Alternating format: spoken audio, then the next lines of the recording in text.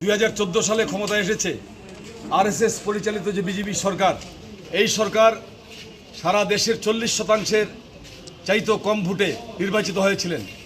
ক্ষমতায় আসার আগে যে কথাগুলি সরকার বলেছিলেন, আমরা যদি ক্ষমতায় আসতে পারি বছরে 2 কোটি টাকার চাকরি দেব, বিভিন্ন গ্রামীণ উন্নয়ন করব, বিভিন্ন নির্বাচনী ইস্তাহারে তারা বলেছিলেন। কিন্তু আমরা কি দেখলাম?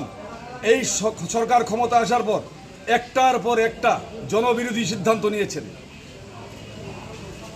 তারা টার্গেট করেছেন সংখ্যালঘু অংশের মানুষকে, সংখ্যালঘু মুসলিম এবং যারা খ্রিস্টান, বৌদ্ধিস্ট, দলিত অংশের মানুষ, নারীরা এই সরকারের কাছে আক্রান্ত। আমরা বারবার এই সরকারের কাছে দাবি রেখেছিলাম দলিত অংশের মানুষকে রক্ষা করতে হবে। তারা কি করেছেন? এই সরকার ক্ষমতায়